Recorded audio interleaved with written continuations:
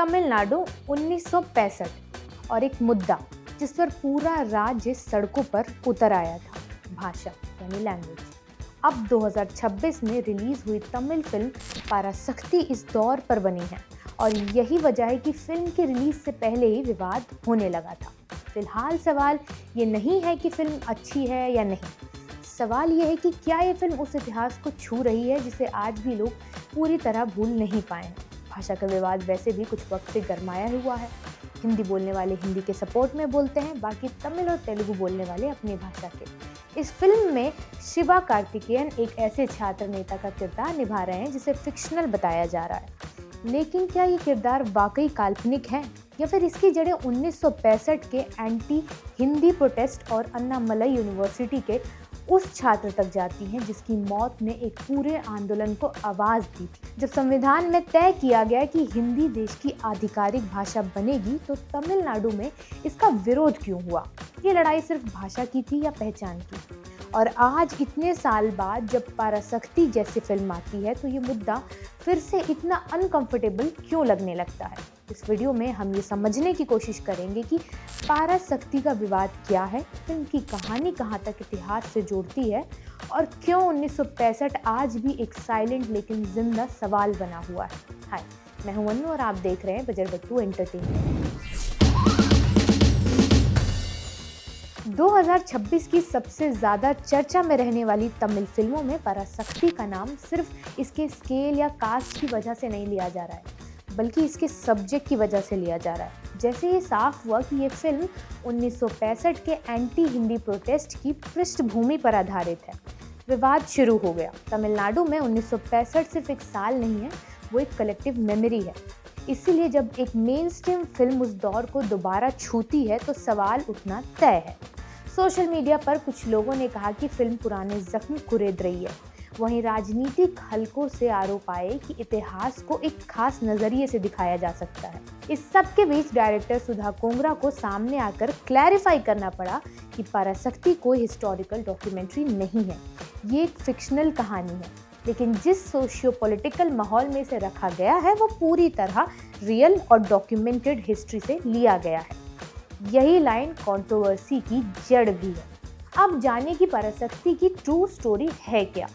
पराशक्ति एक period political drama है, लेकिन इसका मतलब ये नहीं है कि फिल्म किसी एक घटना या किसी एक व्यक्ति की बायोपिक है। फिल्म उस दौर की भावना को पकड़ने की कोशिश करती है जब भाषा सिर्फ कम्युनिकेशन का जरिया नहीं थी, बल्कि आइडेंटिटी और सेल्फ रिस्पेक्ट का सवाल बन गई थी। कहानी फिक्शनल है, किरदार फिक्शनल है, लेकिन उनके संघर्ष उस समय के हजारों छात्रों और युवाओं के कलेक्टिव एक्सपीरियंस से निकल कर आते हैं। सुधा कोंगरा खुद कह चुकी हैं कि फिल्म क्रोनोलॉजी को फॉलो नहीं करती, लेकिन इमोशनल ट्रुथ को डिस्टॉर्ट भी नहीं करती। यानी जो महसूस किया गया, जो जिया गया, वही फिल्म का कोर है। अब एक बात ये कि 1965 का एंटी हिंदी प्रोटेस्ट ये क्यों इतने अहम थे। 1965 इसलिए क्रिटिकल था क्योंकि भारतीय संविधान में हिंदी को ऑफिशियल लैंग्वेज बनाने की बात की गई थी और अंग्रेजी को सिर्फ एक टेम्पररी अरेंजमेंट माना गया था। 26 जनवरी 1965 को ये ट्रांजिशनल पीरियड खत्म हो रहा था। तमिलनाडु में डर ये था कि इसके बाद हिंदी को सोल ऑफिशियल लैंग्वेज के तौर पर लागू कर दिया जाएगा, जिससे रीजनल लैंग्वेजेस खासकर तमिल पीछे धकेल दी जाएंगी। ये सिर्फ भाषा का डर नहीं था, ये कल्चरल इरोजन का डर था, ये पॉलिटिकल मार्जिनलाइजेशन का डर था।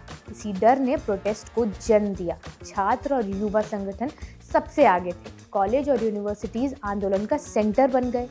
कई जगह पुलिस एक्शन हुआ, मास अरेस्ट भी हुए और कुछ जगहों पर फायरिंग तक की गई। इन क्लैशेस में कई प्रोटेस्टर मारे गए। यह आंदोलन धीरे धीरे लिंग्विस्टिक प्रोटेस्ट से पॉलिटिकल अवेकनिंग में बदल गया। तीसरा सवाल कि क्या फिल्म का कोई किरदार असली इंसान से इंस्पायर्ड है। फिल्म ऑफिशियली किसी कैरेक्टर को रियल लाइफ व्यक्ति से जोड़कर नहीं दिखाती, लेकिन शिवा कार्तिकेयन का किरदार जिस तरह से लिखा गया है उसने कंपैरिजंस को जन्म दिया है। सबसे ज्यादा नाम दिया जा रहा है आर राजेंद्रन का, अन्नामलई यूनिवर्सिटी का छात्र जिसकी 1965 प्रोटेस्ट के दौरान पुलिस फायरिंग में मौत हो गई थी। राजेंद्रन की मौत को आइसोलेटेड इंसिडेंट नहीं माना गया है, वो यूथ लेड रेजिस्टेंस का सिंबल बन गया। पराशक्ति किसी एक राजेंद्रन की कहानी नहीं सुनाती, बल्कि उस जनरेशन की कहानी कहती है जो अपनी पहचान की कीमत जान देकर चुका रही थी। इस सब में फिल्म क्या नहीं है, ये समझना सबसे ज़्यादा ज़रूरी है। पराशक्ति कोई हिस्टोरिकल टेक्स्ट बुक नहीं है। ये एग्जैक्ट डेट्स, स्पीचेस या घटनाओं का फ्रेम बाय फ्रेम रिक्रिएशन भी नहीं करती। किरदारों की पर्सनल लाइफ्स, उनके इमोशनल आर्क्स और कई घटनाओं को सिनेमैटिक लिबर्टी के साथ लिखी गई हुई कहानी है। लेकिन language conflict, protest, police response और आइडियोलॉजिकल क्लैश, ये सब डॉक्यूमेंटेड हिस्ट्री का हिस्सा हैं। यही एम्बिगिटी फिल्म को रिस्की भी बनाती है और रेलेवेंट भी।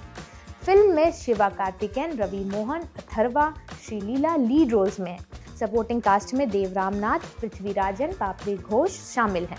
बसील जोसेफ और राणा दग्गुबती कैमियो अपीयरेंसेस में भी दिख रहे हैं। ये कोई स्टार सेलिब्रेशन फिल्म नहीं है। पराशक्ति स्पेक्टिकल पर नहीं, सवालों पर भरोसा करती है।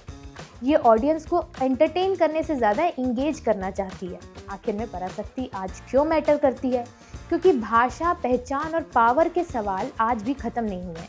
कॉन्टेक्स्ट बदल गया है, प्लेटफॉर्म्स बदल गए हैं, लेकिन कॉन्फ्लिक्ट वही का वही है। पराशक्ति हिस्ट्री को ग्लोरीफाई नहीं करती है, पूछती है कि हमने उससे क्या सीखा।